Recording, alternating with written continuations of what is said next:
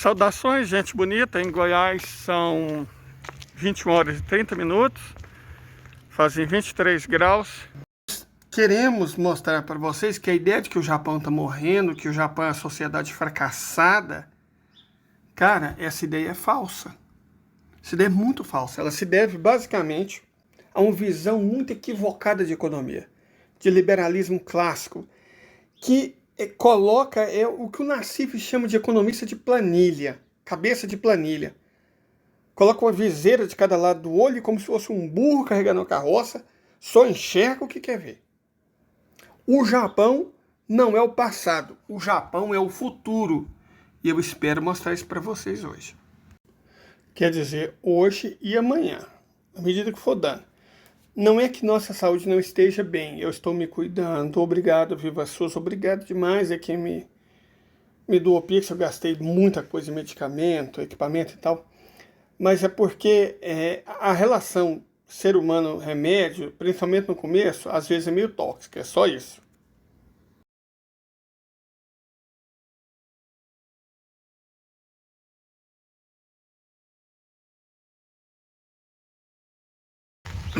O dia amanheceu bem chuvoso em Goiás.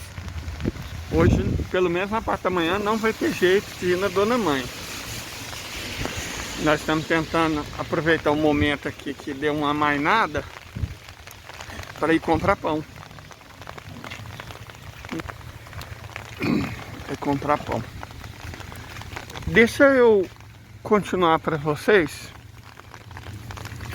a nossa análise sobre o Japão. Agora num plano mais, digamos assim, econômico. Primeira coisa é que esse negócio de falar que o Japão está em decadência, cara, isso do ponto de vista econômico só é o resultado de crenças liberais. Deixa eu explicar.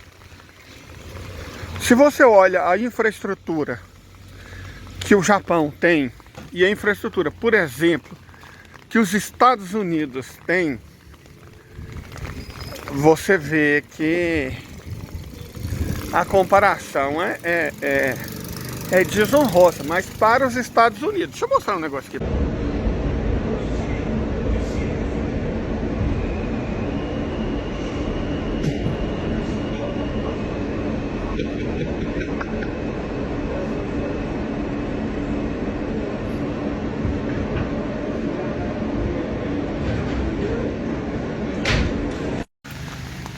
Cara, se um metrô, eu não vou nem...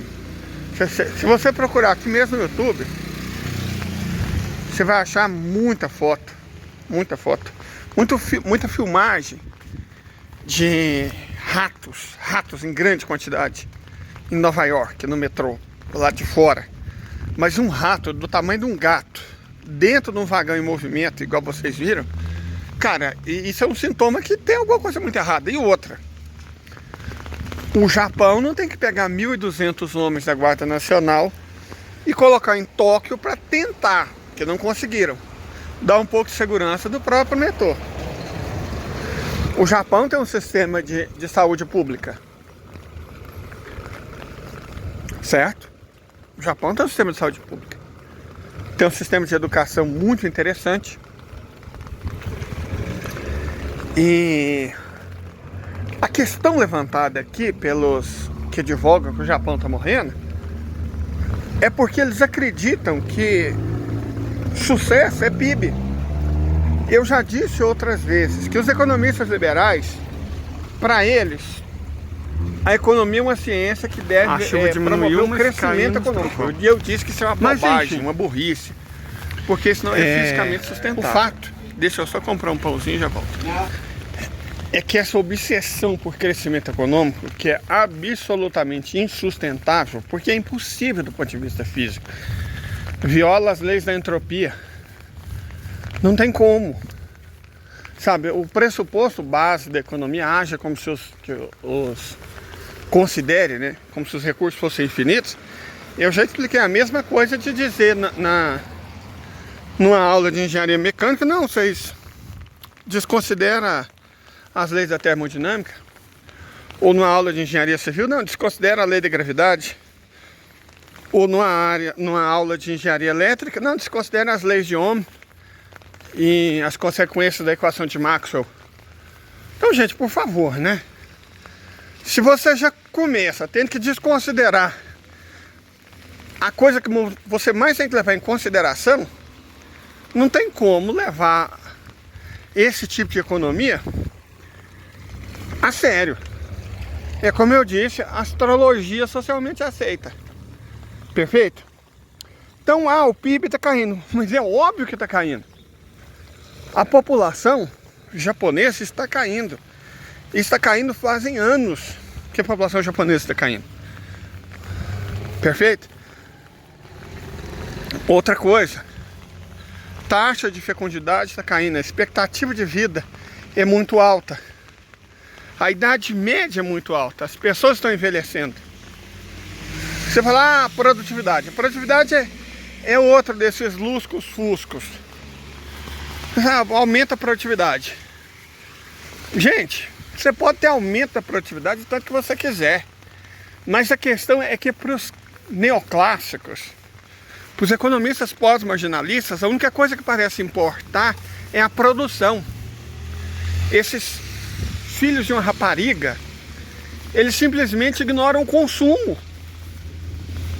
Eles ignoram a dimensão do consumo. Não adianta você encher uma economia de robô, porque o robô, por mais que ele aumente a produtividade, ele não vai aumentar o consumo. Certo? Eles morrem de pânico, de pavor de falar em consumo, porque consumo implica ter renda. Então, como eles morrem de medo de consumo, porque consumo é renda, eles só falam de produção. E aí a queda, o aumento da produtividade, aumento no caso japonês, que é uma economia muito moderna, acaba não significando crescimento econômico. É óbvio que não significa econômico, porque se a população está diminuindo, o consumo vai diminuir, não interessa o quanto a produtividade aumente. E é isso que essa economia, com todo respeito, de merda, não consegue, não vai conseguir explicar nunca. Ora, mas a produtividade do Japão está aumentando. Como é que o PIB cai?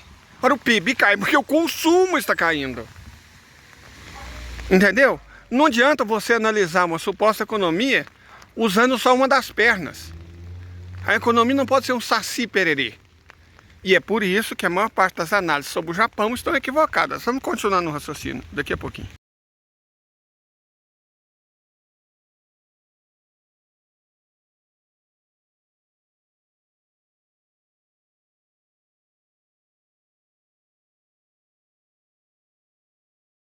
Bom, em primeiro lugar, nós vamos falar sobre o Japão, esse arquipélago de 3.000 ilhas aqui.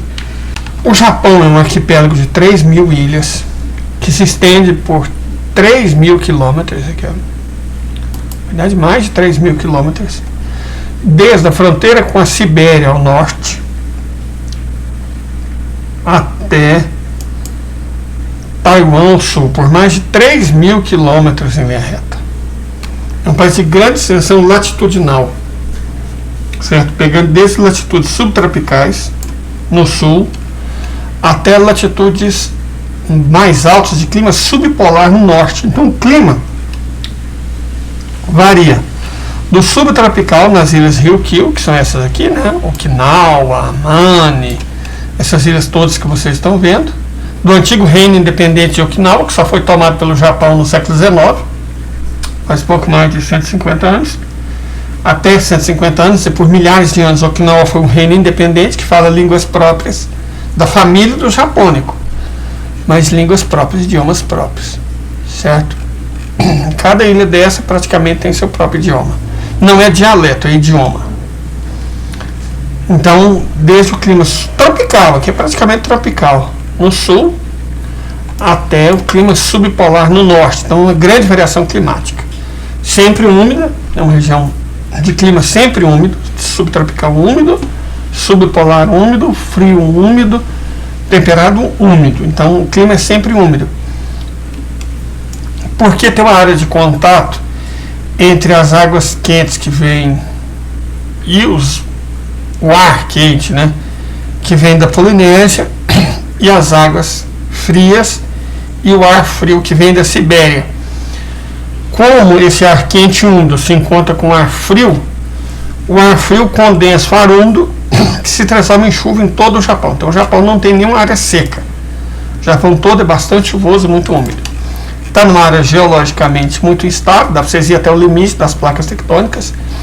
Filipinas, do Pacífico, Okhotsk e Eurasiática. Então, área de grande instabilidade tectônica.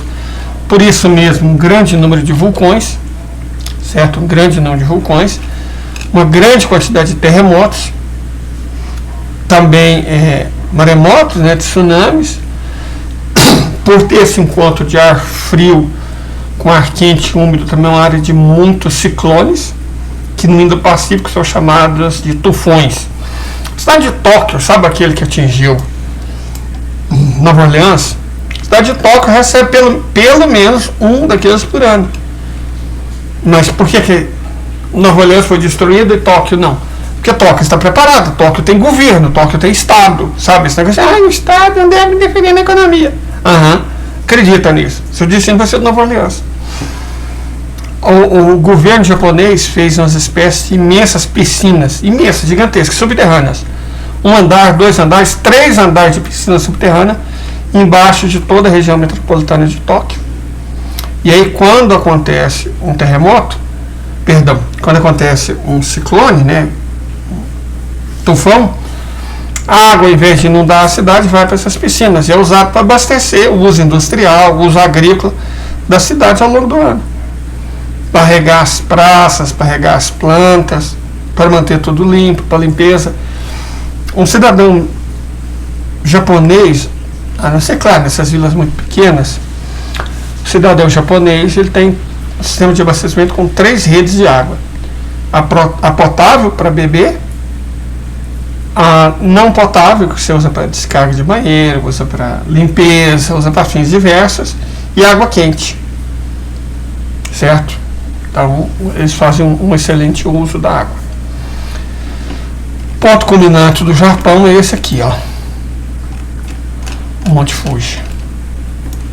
Que, como vocês podem ver, é um vulcão, né? É um enorme vulcão. Ativo. Ele não explode há muitos anos, mas é um vulcão ativo. Não se pode brincar com um vulcão desse. Aliás, inclusive, está muito perto de Tóquio. Né? Muito perto de Tóquio. É um vulcão ativo, 3.778 metros, salvo engano. É o ponto culminante do Japão. Mas o Japão, além desse, tem outros 80 vulcões. 70, perdão. É um país muito vulcânico. A maioria dessas ilhas aqui são vulcões submarinos. E alguns nem são submarinos, eles chegam a sair para fora da superfície terrestre. Certo? Tem um aqui que é especialmente famoso. Pertence ao município de Tóquio. Isso aqui é Ogasawara.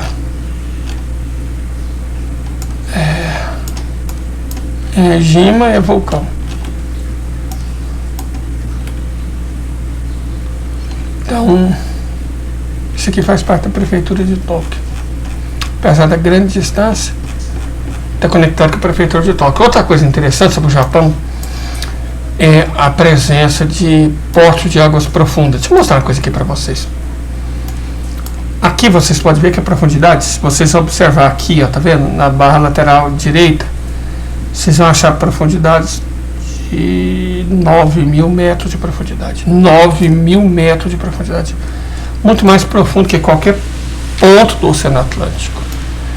E se você chega no litoral japonês mesmo, você encostado, estou encostando, você tem profundidades aqui de 1.000 metros de profundidade. É uma distância, gente, que dá para você ir de nada, dá para você nadar até o local onde você tem 1.000 metros de água abaixo de você. Olha que loucura, é muito profundo. Muito profundo. Sabe? Eu estou encostado na cidade, são 340 metros de profundidade, 200 metros. Praticamente, se eu sair da praia, isso é uma coisa assim que chega a assustar. Eu estou vendo a praia aqui, né? Aí você tem os recifes, 7 metros. Avança um pouquinho, 30 metros. Avança mais um pouquinho, 157 metros de profundidade. Então o Japão tem águas muito profundas na sua costa leste. Aqui, ó, 500 metros de profundidade. Gente, olha que loucura. Você está vendo a cidade. 500 metros de profundidade. Certo? Então, do ponto de vista geográfico, para fazer porto num país como esse é muito simples, muito fácil. Certo? Porque as águas são profundas. Olha lá, olha, gente, olha aqui que loucura. 955, né, você tem que até contar a distância que está. 955 metros de profundidade. Quase 1000 metros, 989, né? O que é isso? Nossa senhora, o Google tem esse probleminha, mas ele é bom. Deixa eu mostrar para vocês. Vou pegar isso aqui e encostar no litoral. Pronto, estou encostado no litoral. Tem que dar 0 metro para 1 metro. Estou no litoral. Então, 10 quilômetros do litoral, a profundidade é 1000 metros. Vocês têm noção do que é isso? A 10 quilômetros do litoral, a profundidade de 1000 metros. Isso é o Japão. Certo? Isso é o Japão. Principalmente a costa leste é muito profundo, então isso favorece, evidentemente, como eu disse, a construção de poços. A Índia inteira só tem um ponto possível para fazer um porto de águas profundas e não tem. É uma ilha praticamente desabitada. O litoral indiano, você viu o litoral japonês, você está passando nele aqui, ó, 4.000 metros, 3.000 metros, 3.000 metros, 2.000 metros, 1.800 metros, 4.000 metros, 2.000 metros, 1.500 metros, 4.500 metros, certo? Esse é o litoral japonês. 4.000 metros. Você está vendo que ele é profundo, né? Olha só a distância pouca que eu estou do litoral e as profundidades abissais, né? 7.000 metros, 8.000 metros. Olha que loucura, gente, que loucura, que loucura, que loucura, que loucura. Uau! Então essa é a profundidade do Japão. Agora compara com a Índia. A Índia.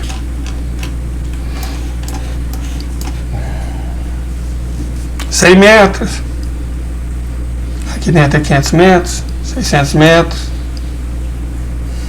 100 metros. A tal ilha que eu achei que dava para fazer um porto de águas profundas, eu lembro que ela fica aqui, ó, essa aqui, ó. Se você ver todo o litoral indiano perto dele, profundidades são ridículas. 3 metros, 2 metros, 2 metros, 7 metros. Não dá pra você fazer porto, um negócio desse, né?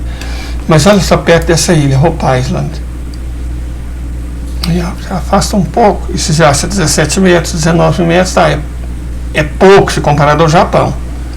Mas 22, 23 metros é o que a Índia precisa fazer um porto de águas profundas. Só que os indianos parece que não gostam de geografia, né? Tipo americanos, não tem noção de geografia. Então eles têm perto dessa cidade aqui, Kakinanda, que eu nem sei que... A ilha de Coringa. Meu Deus do céu. Eles têm, né, na Ilha Esperança, né? Eles têm um local perfeito para fazer um porto de águas profundas e não fazem. Provavelmente é porque não curte geografia, né? Então aqui dá para fazer um porto de águas profundas perfeito. Perto do delta do Godavari, que é o terceiro rio da Índia, né? Vamos colocar assim, que o Indo, na verdade, é o rio do Paquistão, né? O Ganges, o Brahmaputra e o Godavari. Perto do delta do Godavari existe um local que dava para você fazer um porto. Olha só, olha a distância que eu estou da cidade, imensa. E a profundidade é 36 metros. Os mares em torno da Índia são muito rasos. É muito difícil fazer um porto nessas condições horríveis. O Japão não tem esse problema. Certo? O Japão também, por ter um relevo vulcânico, ele tem solos muito férteis. Apesar de 70% da área ser preservada, é uma espécie de anti-Brasil, um país que preserva a sua vegetação original. Da população de 122 milhões de habitantes, tem que ficar concentrada nos poucos vales, né? Você tem as áreas urbanas e sobra pouco para a agricultura. Mas uma coisa que favorece a agricultura é exatamente a presença de solos muito férteis, certo? Solos muito férteis, exatamente por terem de origem vulcânica. Então, apesar de tudo, o Japão consegue ser um grande produtor de alimentos. E claro que ele não se dedica ao agronegócio. Nenhuma nação rica se dedica ao agronegócio. Só país pobre, atrasado, subdesenvolvido se dedica ao agronegócio. Agronegócio é coisa de África, coisa de República Bananeira, coisa de Brasil, né? Não é coisa de nação desenvolvida. Mas enfim, deixa eu só mostrar um negocinho aqui rápido para vocês, que são as características, digamos, climáticas do Japão, né? Isso aqui é isso mesmo. Aqui, ó, o Japão, como eu mostrei para vocês, né? Quanto mais ao norte, mais frio. Tá vendo? Quanto mais ao norte, mais frio. Esses são os climas do Japão. Todos eles úmidos. Ao norte você tem climas mais frios. No norte da ilha de Hokkaido você tem climas do tipo frio sem estação seca. Como a gente explicou, não tem muita estação seca no Japão. Essa ilha está ao lado da Sibéria e nas regiões montanhosas dela é natural que o clima seja muito frio. Mas mesmo nas áreas mais baixas o clima continua sendo frio. E se estende não só pela ilha de Hokkaido, mas pelo norte na ilha de Honshu ou Hondo, né, também. Então, o norte e as áreas, essas aqui são as áreas montanhosas. Pode ver que aqui tem um clima muito frio, mas não é por causa da latitude, é por causa da altitude. Quanto maior a latitude, ou seja, mais próximo do polo, mais frio. E quanto maior a altitude, também é mais frio. Então, as regiões mais frias do Japão são essas mais ao norte, próximas da Sibéria, e essas mais altas. É o centro da ilha de Honshu, o norte da ilha de Honshu e a ilha de Hokkaido. É a metade fria do Japão. O sul da ilha de Honshu, mais a parte leste da ilha de Honshu e até pedaços do oeste, tem clima temperado. O mesmo valendo para as ilhas de Shikoku e Kitakyushu, as 4 principais ilhas do Japão. Honshu, Hokkaido, Shikoku, Kitakyushu. E evidentemente nas ilhas Ryukyu, né, Okinawa e tudo mais, o clima é entre o temperado e o subtropical, clima mais quente, certo? Mais para o sul, mais quente. Ok, mas isso acaba sendo uma mera curiosidade, porque o que importa para a nossa análise do Japão não é bem isso. Essa é a análise climática de Köppen-Geiger, é perfeita. Um dia, se alguém mostrar interesse, eu explico como é que é essa análise de Köppen-Geiger é baseada em letrinha, que ela é fantástica para você entender, ela é muito autoexplicativa. Mas o que é importante para a gente entender o Japão começa por isso aqui, ó. Os 15 países com maior produtividade do mundo. O negócio não é nem tanto os 15 países com maior produtividade do mundo. São... vamos ver na galeria de imagens. Os 15 países com maior produtividade do mundo. Cadê essa galeria de imagens?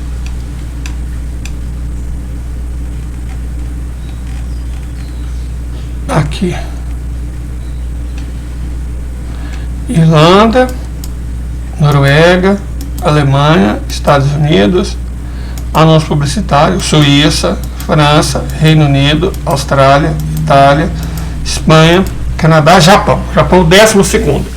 Se você considera que são 216, o Japão está muito bem. 12ª maior produtividade no mundo é do Japão. Por quê? Apesar de ter uma população muito idosa, o índice de tecnificação, robótica, inteligência artificial é altíssimo. Altíssimo, altíssimo. Mas eu quero chamar a atenção rapidamente para os países que têm produtividade muito baixa. Tá aqui, ó. É México, Coreia do Sul e Grécia, as 3 mais baixas. México, Coreia do Sul e Grécia. Mas como assim México, Coreia do Sul e Grécia? Coreia do Sul, sim. Coreia do Sul, país onde eles colocaram a carga de trabalho para 69 horas semanais. Se você trabalha igual um escravo, seu trabalho não vai render. Isso deveria ser óbvio, né?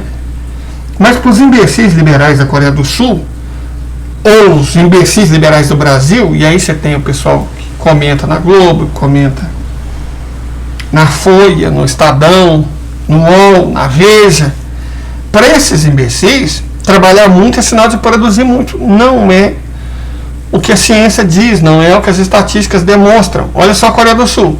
Uma das nações onde mais se trabalha nesse planeta, aliás, curiosamente, as 3 nações com menos produtividade são as 3 onde mais se trabalha no mundo. Isso é coincidência? Ó. As 3 mais altas cargas horárias de trabalho do mundo. Os 3 países do mundo onde mais você trabalha: México, Coreia do Sul e Grécia. E os 3 países com mais baixa produtividade: México, Coreia do Sul e Grécia. Então, não adianta com o PMDB, ou que o maldito Temer, que o inferno leve a alma dele, depois que aquela desgraça for pôr, né? O pessoal do MDB inteiro, o pessoal do PL inteiro, o pessoal do Caiado, o pessoal da direita brasileira. Quanto mais você trabalha, menos o trabalho rende. Isso é óbvio, gente. Quem está dizendo é o Partido Comunista Chinês, não. É a Forbes. É impressionante como, quando a Forbes diz algo que eles não querem, bom, ninguém mostra o que a Forbes diz. A Forbes é ultraliberal, de direita e tal. Está sempre sendo citado, menos quando apresenta dados irrefutáveis, não dá para contestar. Igual aqui agora. Não dá para contestar. Certo? Não dá para. Você vai contestar o quê? Pega os 3 países onde mais você trabalha do mundo, da OCDE. Aí você pega desses 3 países onde mais você trabalha, são os mesmos que são aqueles menos produtivos. Trabalhar demais reduz a produtividade, é óbvio. Quais os países que têm a maior produtividade? Países com 4 dias semanais de trabalho, 38, 35 horas semanais de trabalho. Não adianta trabalhar muito, o trabalho não vai render, isso deveria ser óbvio, evidente. Mas a direita, ela é muito estúpida, ela é muito burra, né? Ela é impressionante, ela tem problema com os fatos. Problema com os fatos. Sabe, problema com os fatos. Uma vez eu vi um cara falando sobre o Paraná, coitado. Que você tem a crença no Paraná que trabalhar muito é bom. E o cara contando que não estudou porque o pai dele ironizava a situação, formava aqui para burro, preguiçoso. E só quando ele se livrou do pai dele, passou a morar sozinho, ele voltou a estudar. Com mais de 30 anos. Ele virou professor universitário com 40 e tantos. De psicologia. E ele analisando, contando como é que era a vida dele na infância. Ele ia para a escola cheirando a vaca, porque tirava leite. Isso paranaense acha lindo, né? Trabalho infantil, trabalho que não é uma besta. Mas eles acham lindo votar no Bozes, acham lindo a Lava Jato, eles acham lindo o Moro. Em sua maioria também. É difícil, cara, é difícil. Meu canalzinho aqui é geopolítica, mas eu sou geógrafo. Então tem que falar de geografia. Mas num país onde o debate essencialmente é burro, o debate é burro, fica difícil, né, fazer as coisas, porque o debate é burro. As pessoas gritam, elas não têm argumento, é um ad hominem, igual os identitaristas. Quando você fala uma coisa que o identitarista não gosta, porque você é machista, você é transfóbico, você é misógino, você é homofóbico, eles nunca falam, você está errado. Não, porque eles não têm que demonstrar que eu estou errado, né? Nunca falam, você está errado. Às vezes falam, jovem neles, porque não sei o que, vi em tal vídeo. Eles falam, você está errado e manda um link, assista esse vídeo. Cara... É difícil, gente. É difícil. Mas isso não nos desanima, né? Mas enfim, eu quero mostrar isso aqui pra vocês. As maiores expectativas de vida do mundo. A segunda maior do mundo é do Japão, 85 anos. Só perde para Hong Kong, ganha de Macau, Suíça, Singapura. Veja que os 5 primeiros, 4 são do leste asiático. 4 são do leste asiático. Não está a Coreia do Sul. Que esse trabalho até morrer.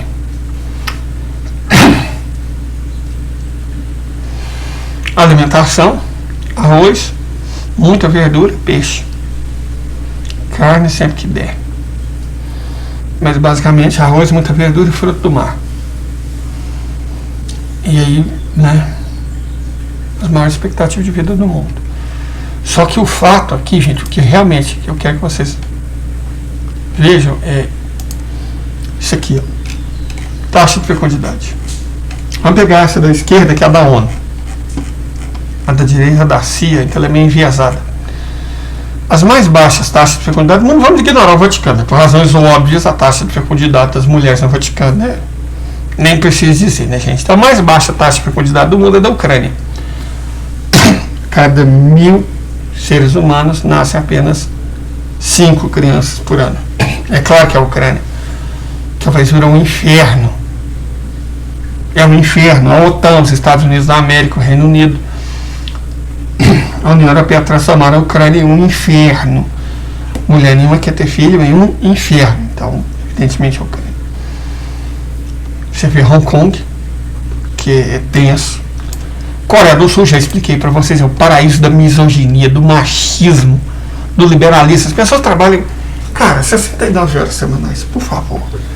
O imbecil do primeiro-ministro é uma espécie de Temer piorado. Ele chegou à conclusão que se as pessoas trabalhassem 69 horas semanais, elas poderiam tirar um mês de férias e aí teriam filhos. Não passou pela cabeça desse imbecil que fazer filho é a parte fácil. Cuidar dele é que é o problema. Como é que você vai cuidar de um filho trabalhando 69 horas por semana?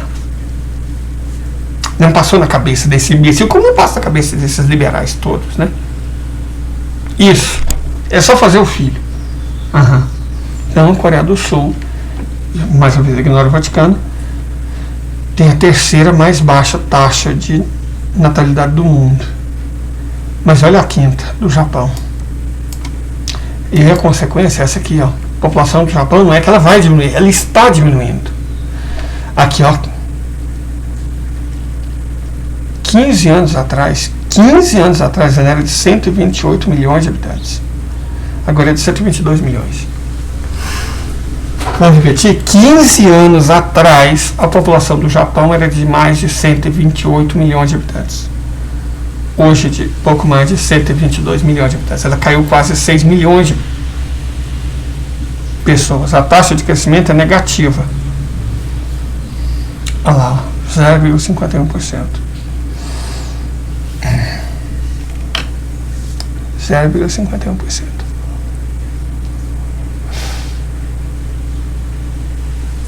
Perfeito? Ela é negativa. Caindo.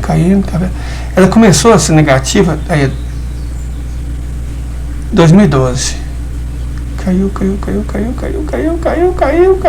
Agora parece que está estabilizando o ritmo de queda. 0,7% ao ano. Cada ano que passa, a população cai 0,7%. Transforma a vida dos trabalhadores numa coisa difícil, igual a Coreia do Sul faz. Seja um país identitarista e ao mesmo tempo machista e misógino, por estranho que pareça, essas coisas caminham juntas. E você vai transformar a vida das mulheres num inferno. E elas não vão querer ter filho. E a população vai cair, até sumir. Essa é a situação do Japão. E aí eu quero fazer uma discussão econômica mais profunda. Porque você tem toda uma série de notícias, o Japão está morrendo, a economia japonesa isso, a economia japonesa aquilo, a economia japonesa... Cara, esquece essa merda. O PIB está caindo. O PIB está longe de ser a melhor, vou dizer, a melhor forma de você medir a riqueza do país. Isso é uma bobagem, nós já explicamos. Crescimento infinito do PIB, que é para isso que os economistas são treinados, é impossível, viola a lei da entropia, não tem como. A economia deveria servir porque ela foi projetada no início. Melhor administração de recursos, não é fazer com que os recursos cresçam, é melhor administração de recursos. E o Japão tem uma economia fantástica. Mas o PIB, cara, com todo respeito,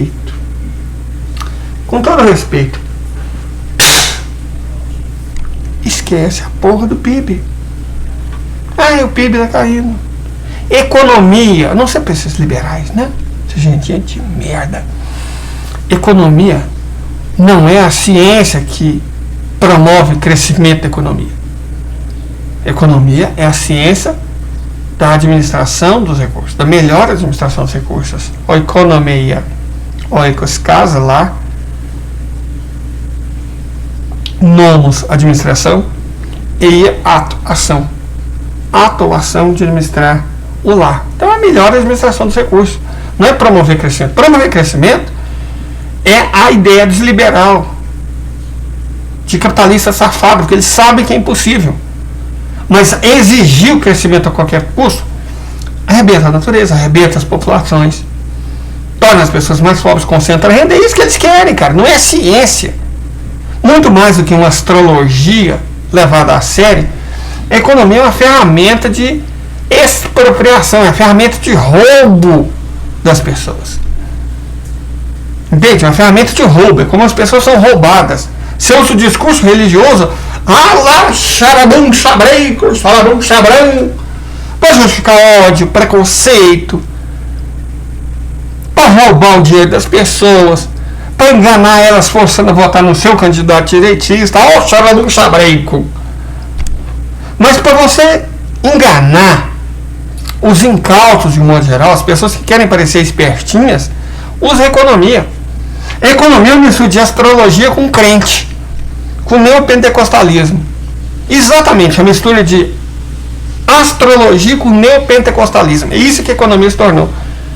Temos que promover. Por que nós temos que promover o crescimento do PIB? Me explica. Não, tem que promover a melhor administração possível dos recursos. E isso o Japão faz. Mas o Japão está caindo. Repito. Foda-se que o PIB do Japão está caindo. O Japão administra muito bem os recursos. Deixa eu mostrar umas coisinhas para vocês bem rápida. Vou mostrar aqui, porque o Japão administra bem os recursos. Ok? A gente volta.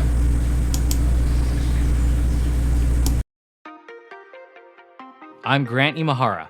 Along with Wired Brand Lab and Mouser, I'm traveling the world, exploring the ways people and companies are using innovative technologies and shaping smarter cities. I'm here in Tokyo. There's a lot of people here, which means there's a lot of mouths to feed. That represents a challenge for the city of the future. Tokyo-based Mirai has taken the idea of a traditional farm and literally turned it on its side. They control all the conditions here, so you don't have to have perfect soil or perfect weather or even sunlight. This approach has the potential to overcome farming challenges like yearly weather patterns, changing climate, as well as the quality and availability of land. What are some advantages that the Mirai vertical farm has over a traditional farm? 東京の近郊のような場所は農業に適した場所、土地が少ないんですね。その土地をいかに有効活用するかということが最大のポイントになると思います。1平米あたりの収穫量という生産量というのは従来の農業と比べたら50倍から100倍ほどあります。ぎゅーっと狭いところで高さを持って栽培できます。How can vertical farming make things better for anyone out there? Vertical farm has the possibility to be installed almost everywhere in any kind of size with any kind of producing crops. まさに都市型農業っていうのにぴったりはまるのがこの植物工場で、未来が作ってる野菜っていうのは東京のまさに近くで作ってます。ですから環境というところで言ったらフードマイレージっていうのをほとんど気にしなくていいっていうのが一つ。さらに環境にも優しい。例えば水資源、水というのはドレン水を回収して再利用していますので、植物っていうのはほぼ水ですね。でそれが蒸散したものを回収しているだけなので、それを循環させることでそれが可能になります。これは屋内ならではなんですね。The environment is getting unstable and the number of the people on the earth is getting bigger and bigger. There are many ways for the efficient agriculture, but one of the solutions is the vertical farm. When you think about the city of the future, you're probably going to see a lot more of these types of farms. What Mirai is doing with vertical farming is made possible by components from all over the world. It's just another example of how Mouser suppliers like Analog Devices, Intel, Microchip Technology, and Molex are helping shape the future of smart cities. Next, I'm heading to Los Angeles to peek at the future of city building.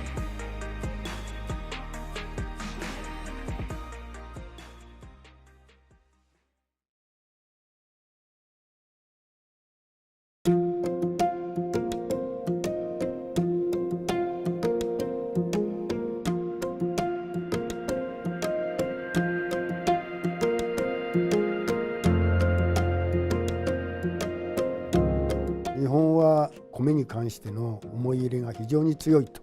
食文化の中の常に中心的役割を担っているのがお米だと思っています。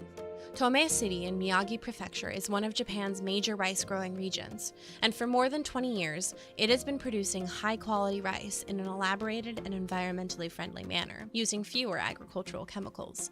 However, in recent years, the aging of the population and the shortage of labor have become issues. Now, the region is working to introduce drones to maintain the production. 一番はその農薬散布に使う水、そこが今まで100だったのがドローンを使うことによって1で済むっていうのはとても労力の削減には役立ちました。一番最適な方法で最適なタイミングで散布できるようになったっていうのがこのドローンの導入して良かったところだと思ってます。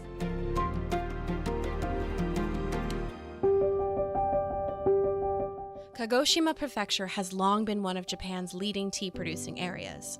In recent years, however, domestic consumption of tea has stagnated, while overseas demand for high-quality tea has increased.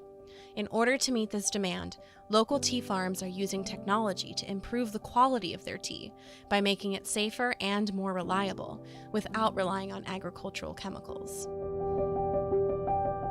もともと原農薬の取り組みから始まった経緯がありますけど、茶畑で台風の後に虫がいなくなったっていうのをヒントにして、うちの、父親が、ハリケーンキングっていう風と水で害虫を吹き飛ばすっていうような機械を作って茶の害虫防除に取り組んでいます。